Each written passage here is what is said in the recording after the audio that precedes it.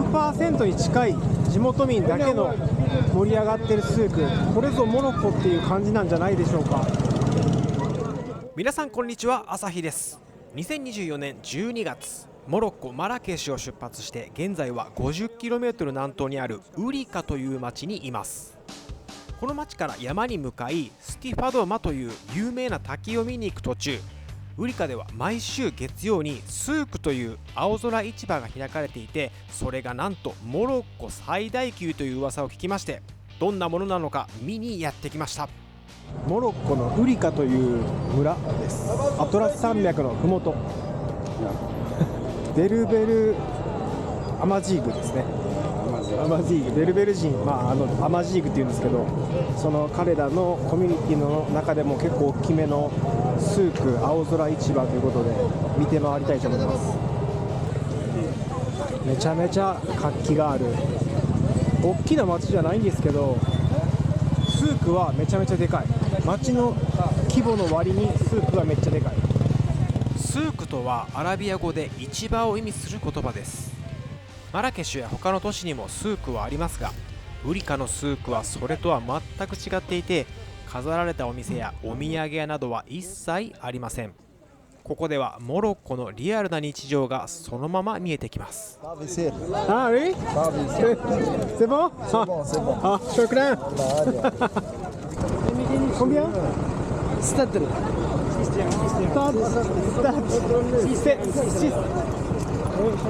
Telmir. Telmir. Telmir. Oh ya. Telmir. Telmir. Telmir. アズールはベルベル語アマジーグの、こんにちはです。テルミね、なんかありがとうがそんな感じの言葉です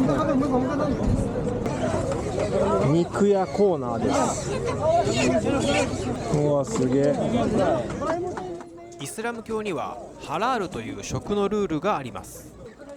たとえ鶏や牛のように食べていい動物でも正しい方法で裁かれていないと食べることができません。なんていう鳥なんやこれは。でかいです。スークで見られるこれらの光景は衝撃的ではありますが、ハラールを目に見える形で保証する文化と言えます。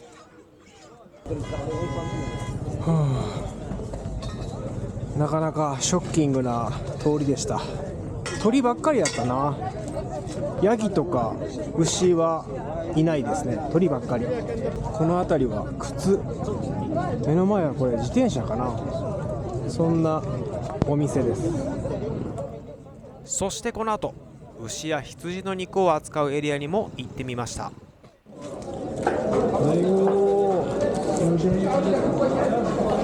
うわ、牛をさばいてますね。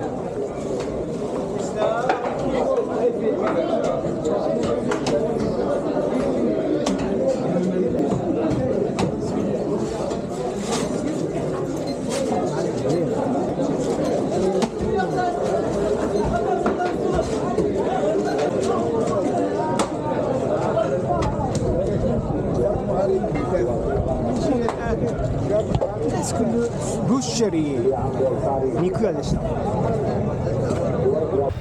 さっきの肉屋でお肉を買ってきて、ここで焼いてもらうっていうのがウリカスークスタイルみたい。ウリカのスークに来たらほとんどみんな食べているのがこの串焼きです。店によっては焼いている肉のすべてが注文済みということもあります。そんな中、レストランのエリアを歩いていると、用意された串焼き肉を注文できるお店を見つけました。1本3ディルハム、およそ50円で、甘いお茶とパンは無料でついてきます。来ました。なんか演奏も入ってきたわ。新鮮で絶品の串焼き肉がこんな安価で食べられるのは、ウリカのスークが地元の客向けだからなんです。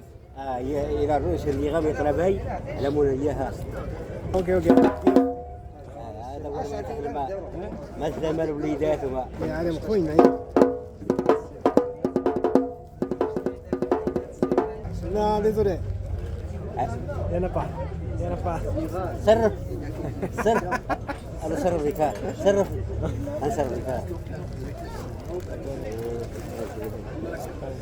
شكرا شكرا شكرا شكرا شكرا سبابيان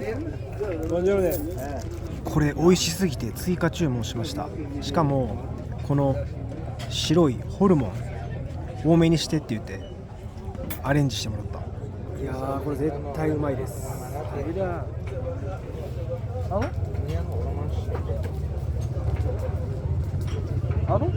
レバーだと思ってたけどこれ心です。ハートめっちゃうまいわ。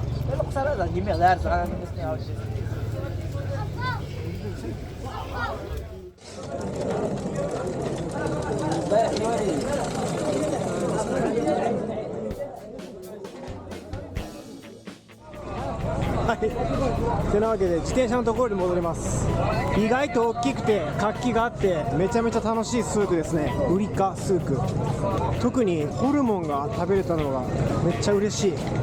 ツーリスティックな感じは全然ないんで、本当に 100% に近い地元民だけの盛り上がってるスーク、これぞモロッコっていう感じなんじゃないでしょうか。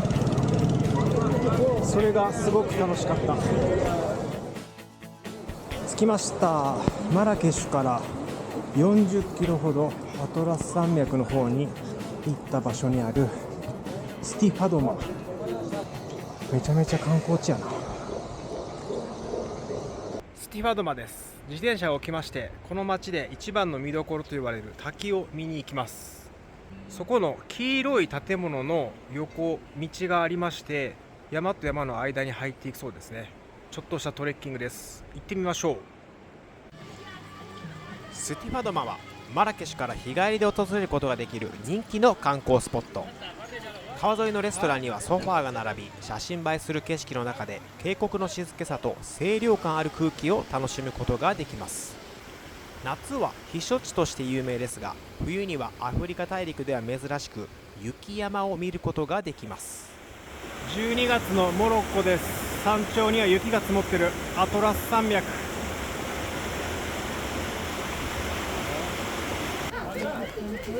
すごいな。めちゃめちゃ入り組んでるやんか。おお。スティファドマの滝までおよそ1時間のトレッキング。まずはレストランの間にある細い小道を通り、目印となる黄色い建物に行きます。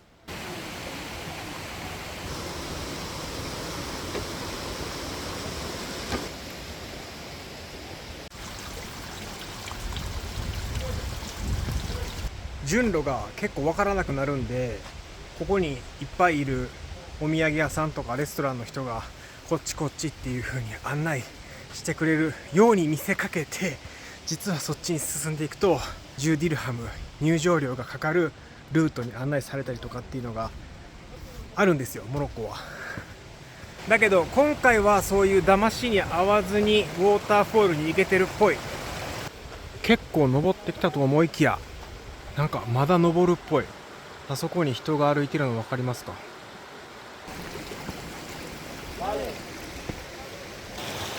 あれちゃうかな。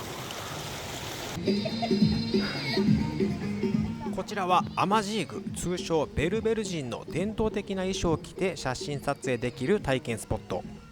ここに来るまでに出会った砂漠のベルベル人とは当然ながら全く違う民族衣装であることが分かります。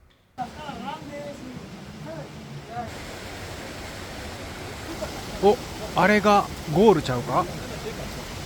ここにもロッジがある。すごいな。はい、ということでやってきました。滝です。めっちゃ涼しい。シティファドマまでチャリで行くかどうかめちゃめちゃ悩んだんですけど、結果来てよかった。なぜならこっから先行き止まりというか道が一応終わるんですよ。で2舗装の道になって、それで山を越えてっていう感じの結構激しいタフなルートになってるんで、もうここに来た以上それを行くしかない覚悟してるんですけど、よかった。滝を見れてよかったです。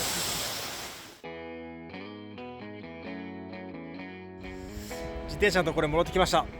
気温が全然違います。それではシティファドマ以上です。ウリカ渓谷シティファゼバ以上です。